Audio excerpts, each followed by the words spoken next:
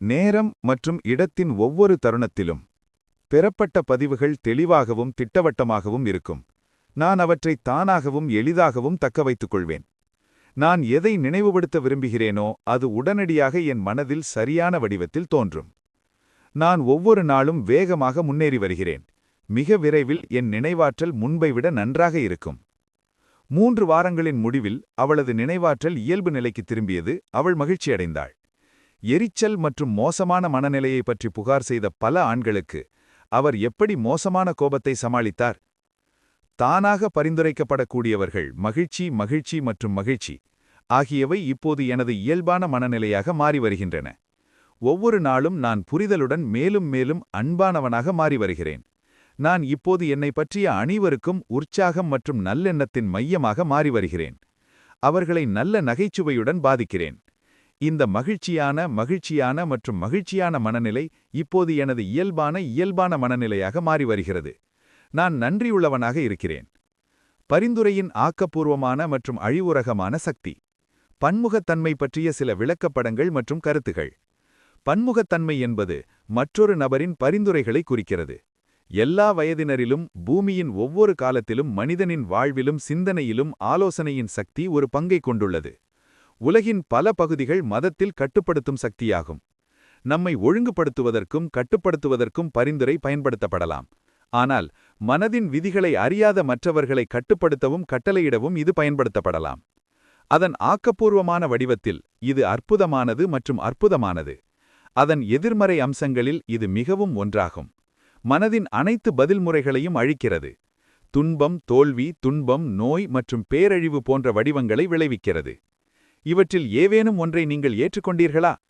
குழந்தை பருவத்திலிருந்தே நம்மில் பெரும்பான்மையானவர்களுக்கு பல எதிர்மறையான பரிந்துரைகள் வழங்கப்பட்டுள்ளன.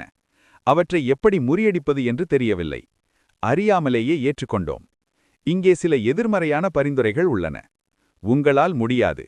நீங்கள் ஒருபோதும் எதையும் செய்ய மாட்டீர்கள். நீங்கள் கூடாது. நீங்கள் தோல்வியடைவீர்கள். உங்களுக்கு வாய்ப்பு கிடைக்கவில்லை. நீங்கள் எல்லாம் தவறு. அது ஒரு பயனும் இல்லை. இது உங்களுக்கு தெரிந்ததல்ல, ஆனால் உங்களுக்கு தெரிந்தவர்கள்தான். உலகம் நாய்களுக்கு போகிறது. என்ன பயன்? யாரும் கவலைப்படுவதில்லை. இவ்வளவு கடினமாக முயற்சிப்பதால் பயன் இல்லை. உனக்கு இப்போது வயதாகிவிட்டது. விஷயங்கள் மோசமடைகின்றன. வாழ்க்கை ஒரு முடிவற்ற அரைப்பு. காதல் என்பது பறவைகளுக்கானது. நீங்கள் வெற்றி பெற முடியாது. மிக விரைவில் நீங்கள் திவாலாகி விடுவீர்கள். கவனியும், உங்களுக்கு வைரஸ் வரும். உங்களால் ஒரு ஆன்மாவையும் நம்ப முடியாது போன்றவை. தன்னிச்சை பரிந்துரை என்பது எதிர்மறையான வாய்மொழி கண்டிஷனிங்கிலிருந்து உங்களை விடுவிக்கும் ஒரு வழிமுறையாகும்.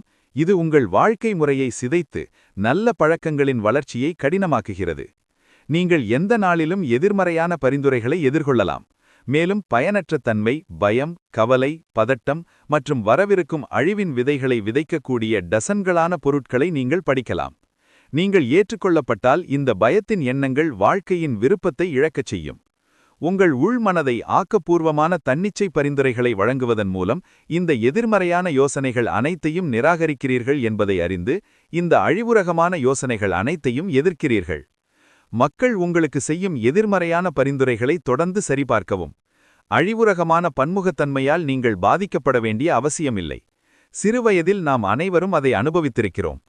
எங்கள் டீனேஜ் பருவத்தில் நீங்கள் திரும்பி பார்த்தால் எதிர்மறையான பரிந்துரைகளின் பிரச்சாரத்தில் பெற்றோர்கள், நண்பர்கள், உறவினர்கள், ஆசிரியர்கள், கூட்டாளிகள் கூட எவ்வாறு பங்களித்தார்கள் என்பதை நீங்கள் எளிதாக நினைவு கூறலாம். உங்களிடம் கூறப்பட்ட விஷயங்களை படியுங்கள்.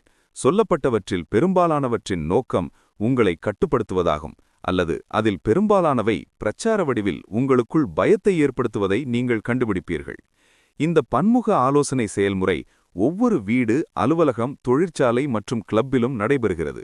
இந்த பரிந்துரைகளில் பல உங்களை சிந்திக்கவும், உணரவும், மற்றவர்கள் உங்களை விரும்புவதைப் போல செயல்படவும், அவர்களுக்கு சாதகமாகவும் செயல்பட வைப்பதற்காகவே என்பதை நீங்கள் காண்பீர்கள். ஒரு ஆலோசனை ஒரு மனிதனை எவ்வாறு கொன்றது? பன்முக ஆலோசனையின் ஒரு எடுத்துக்காட்டு இங்கே. எனது உறவினர் ஒருவர் இந்தியாவிலுள்ள ஒரு படிக பார்வையாளரிடம் சென்றார். அவர் தனக்கு மோசமான இதயம் இருப்பதாகவும் அடுத்த அமாவாசையில் இறந்து விடுவார் என்று கணித்தார் என்று சொன்னார். அவர் தனது குடும்ப உறுப்பினர்கள் அனைவருக்கும் இந்த கணிப்பை பற்றி சொல்லத் தொடங்கினார். பின்னர் அவர் தனது விருப்பத்தை ஏற்பாடு செய்தார். இந்த சக்தி வாய்ந்த ஆலோசனை அவரது ஆழ்மனதில் நுழைந்தது, ஏனெனில் அவர் அதை முழுமையாக ஏற்றுக்கொண்டார். இந்த ஸ்படிக பார்வையாளனுக்கு சில விசித்திரமான அமானுஷ்ய சக்திகள் இருப்பதாக நம்பப்படுகிறது என்று எனது உறவினர் என்னிடம் கூறினார். உண்மையில் அவர் ஒருவருக்கு தீங்கு அல்லது நன்மை செய்ய முடியும். அவர் தனது சொந்த மரணத்திற்கு காரணம் என்று தெரியாமல் அவர் கணிக்கப்பட்டது போல் இறந்தார். நம்மில் பலர் இதே போன்ற முட்டாள்தனமான, அபத்தமான, மூடநம்பிக்கை கதைகளை கேள்விப்பட்டிருக்கிறோம் என்று நினைக்கிறேன். ஆழ்மனம் செயல்படும் விதம் பற்றிய நமது அறிவின் வெளிச்சத்தில் என்ன நடந்தது என்பதை பார்ப்போம். மனிதனின் நனவான, பகுத்தறிவு மனம் எதை நம்புகிறதோ அதை ஆழ்மனம் ஏற்றுக்கொண்டு செயல்படும். என் உறவினர் அதிர்ஷ்டசாலியை பார்க்கச் சென்றபோது மகிழ்ச்சியாகவும், ஆரோக்கியமாகவும், துடிப்பாகவும், வலிமையாகவும் இருந்தார். அவர் அவருக்கு மிகவும் எதிர்மறையான ஆலோசனையை கொடுத்தார். அதை அவர் ஏற்றுக்கொண்டார். அவர் பயந்து அடுத்த அமாவாசையில் அவர் இறக்கப் போகிறார் என்ற உண்மையை தொடர்ந்து யோசித்தார். அவர் முடிவுக்கு தயாராகும்போது அதை பற்றி எல்லோரிடமும் சொல்லத் தொடங்கினார். செயல்பாடு அவரது சொந்த மனதில் நடந்தது, மேலும் அவரது சொந்த சிந்தனையே காரணம். அவர் தனது சொந்த மரணம் என்று அழைக்கப்படுவதை அல்லது உடலின் அழிவை தனது சொந்த மூலம் கொண்டு வந்தார். பயமும் முடிவை பற்றிய எதிர்பார்ப்பும். அவரது மரணத்தை முன்னறிவித்த பெண்டுக்கு வயலில் உள்ள கற்களும் குச்சிகளும் விட அதிக சக்தி இல்லை. அவளுடைய ஆலோசனைக்கு அவள் பரிந்துரைத்த முடிவை உருவாக்கவோ அல்லது கொண்டுவரவோ எந்த சக்தியும் இல்லை. அவர் தனது மனதின் விதிகளை அறிந்திருந்தால் அவர் எதிர்மறையான ஆலோசனையை முற்றிலுமாக நிராகரித்திருப்பார். மேலும் அவருடைய வார்த்தைகளுக்கு எந்த கவனத்தையும் கொடுக்க மறுத்திருப்பார். அவர் தனது சொந்த சிந்தனை மற்றும் உணர்வால் ஆளப்படுகிறார் மற்றும் கட்டுப்படுத்தப்படுகிறார் என்பதை அவரது இதயத்தில் அறிந்திருப்பார். ஒரு போர்க்கப்பலை நோக்கி செலுத்தப்பட்ட தகர அம்புகள் போல அவளுடைய தீர்க்க தரிசனம் அவரை காயப்படுத்தாமல் முழுமையாக நடுநிலையாக்கி சிதறடிக்கப்பட்டிருக்கலாம். மற்றவர்களின் ஆலோசனைகள் உங்கள் சொந்த சிந்தனைகள் மூலம் நீங்கள் அவர்களுக்கு கொடுக்கும் சக்தியை தவிர வேறு எந்த சக்தியையும் கொண்டிருக்கவில்லை. நீங்கள் உங்கள் சொந்த மன சம்மதத்தை வழங்க வேண்டும். நீங்கள் சிந்தனையை மகிழ்விக்க வேண்டும். பின்னர் அது உங்கள் சிந்தனையாக மாறும். நீங்கள் சிந்திக்கிறீர்கள். நினைவு கொள்ளுங்கள், நீங்கள் தேர்ந்தெடுக்கும் திறன் உங்களிடம் உள்ளது. வாழ்க்கையை தேர்ந்தெடுங்கள். அன்பை தேர்ந்தெடுங்கள். ஆரோக்கியத்தை தேர்ந்தெடுங்கள். ஒரு கருதப்படும் முக்கிய முன்மாதிரியின் சக்தி. உங்கள் மனம் ஒரு சிலாஜியம் போல செயல்படுகிறது. இதன் பொருள், உங்கள் உணர்வு மனம் உண்மை என்று கருதும் எந்த முக்கிய முன்மாதிரியும் உங்கள் ஆழ்மனத்தில் உள்ள எந்த ஒரு குறிப்பிட்ட கேள்வி அல்லது பிரச்சனை தொடர்பாக உங்கள் ஆழ்மனம் வரும் முடிவை தீர்மானிக்கிறது. உங்கள் முன்மாதிரி சரியானால் பின்வரும் உதாரணத்தில் உள்ளது போல முடிவும் உண்மையாக இருக்க வேண்டும். ஒவ்வொரு நல்லொழுக்கமும் பாராட்டத்தக்கது. கருணை ஒரு நல்லொழுக்கம். ஆகவே கருணை பாராட்டத்தக்கது. மற்றொரு உதாரணம் பின்வருமாறு. உருவாக்கப்பட்ட அனைத்தும் மாறி மறைந்துவிடும். எகிப்தின் பிரமிடுகள் உருவாக்கப்பட்ட விஷயங்கள். ஆகவே ஒரு நாள் பிரமிடுகள் மறைந்துவிடும். முதல் கூற்று முக்கிய முன்மாதிரி என்று குறிப்பிடப்படுகிறது மற்றும் சரியான முடிவு நிச்சயம் சரியான முன்மாதிரியை பின்பற்ற வேண்டும். எனது சயின்ஸ் சிலவற்றில் கலந்து கொண்ட ஒரு கல்லூரி பேராசிரியர் மே 1962இல் நியூயார்க் நகரின் டவுன் ஹால் என்ற அரங்கில் நடைபெற்ற மனத்தத்துவ சொற்பொழிவுகளின் போது ஒருவர் என்னிடம் இவ்வாறு கூறினார். என் வாழ்க்கையில் அனைத்தும் தலைகீழாக மாறிவிட்டன. நான் என் உடல்நலம், செல்வம் மற்றும் நண்பர்கள் என அனைத்தையும் இழந்துவிட்டேன். நான் தொடும் காரியம் எதுவாக இருந்தாலும் அது தவறாகவே முடிவடைகிறது. அவருக்கு நான் இவ்வாறு விளக்கினேன். அவர் தனது சிந்தனையில் ஒரு முக்கிய அடிப்படை நம்பிக்கையை உறுதியாக நிறுவ வேண்டும். அதாவது, அவரது ஆழ்மனதில் உறையும் எல்லையற்ற நுண்ணறிவு அவரை ஆன்மீக ரீதியாகவும், மனரீதியாகவும், பொருள் ரீதியாகவும் வழிநடத்தி நெறிப்படுத்தி செழிப்படையச் செய்கிறது என்ற நம்பிக்கையை அவர் கொள்ள வேண்டும். அவ்வாறு செய்தால் அவரது ஆழ்மனம் தானாகவே செயல்பட்டு அவரது முதலீடுகளும் முடிவுகளிலும் அவரை ஞானத்துடன் வழிநடத்தும். மேலும் அவரது உடலை குணப்படுத்தி அவரது மனதை அமைதிக்கும் நிம்மதிக்கும் மீட்டெடுக்கும். அந்த பேராசிரியர் தனது வாழ்க்கை தான் விரும்பும் வகையில் எவ்வாறு அமைய வேண்டும் என்பது குறித்த ஒரு முழுமையான சித்திரத்தை உருவாக்கிக் கொண்டார். அந்த சித்திரம் சார்ந்த அவரது முக்கிய அடிப்படை நம்பிக்கை இதுவே.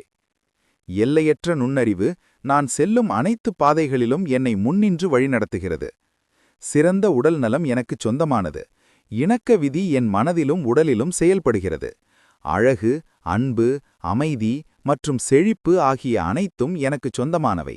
சரியான செயல்பாடு மற்றும் தெய்வீக ஒழுங்கு ஆகிய கோட்பாடுகள் என் முழு வாழ்க்கையையும் ஆள்கின்றன. எனது இந்த முக்கிய அடிப்படை நம்பிக்கை வாழ்க்கையின் நித்திய உண்மைகளின் அடிப்படையில் அமைந்தது என்பதை நான் அறிவேன். மேலும் எனது நனவு மனம் சிந்திக்கும் தன்மையை பொறுத்தே எனது ஆழ்மனம் அதற்கு பதிலளிக்கிறது என்பதை நான் அறிவேன், உணர்கிறேன் மற்றும் உறுதியாக நம்புகிறேன். அவர் எனக்கு பின்வருமாறு கடிதம் எழுதினார். மேற்கூறிய உறுதிமொழிகளை நான் தினமும் பலமுறை மெதுவாகவும் அமைதியாகவும் அன்புடனும் திரும்பத் திரும்ப கூறினேன். அந்த வார்த்தைகள் என் ஆழ்மனதின் ஆழத்தில் பதிந்து வருகின்றன என்பதையும் அதன் விளைவாக நற்பலன்கள் நிச்சயம் விளையும் என்பதையும் நான் முழுமையாக உணர்ந்தேன்.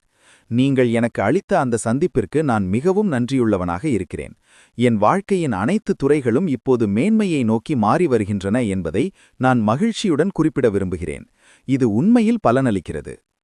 ஆழ்மனம் எவ்வித வாதங்களையும் செய்வதில்லை. உங்கள் ஆழ்மனம் எல்லையற்ற ஞானம் கொண்டது. அது அனைத்து கேள்விகளுக்கும் உரிய விடைகளை அறிந்திருக்கிறது. அது உங்களுடன் வாதம் செய்வதோ அல்லது உங்களுக்கு எதிர்த்து பேசுவதோ இல்லை. உதாரணமாக, நீங்கள் என்னால் இதை செய்ய முடியாது, எனக்கு இப்போது மிகவும் வயதாகிவிட்டது, என்னால் இந்த கடமையை நிறைவேற்ற முடியாது, நான் ஒரு பின்தங்கிய சூழ்நிலையில் பிறந்தவன் அல்லது எனக்கு சரியான அரசியல் செல்வாக்கு இல்லை என்று கூறும்போது இத்தகைய எதிர்மறை எண்ணங்களை உங்கள் ஆழ்மனதில் நீங்கள் விதைக்கிறீர்கள். அதற்கேற்றவாறே உங்கள் ஆழ்மனமும் பதிலளிக்கிறது. இதன் மூலம் உண்மையில் உங்களுக்கு கிடைக்க வேண்டிய நன்மைகளை நீங்களே தடுத்துக் கொள்கிறீர்கள்.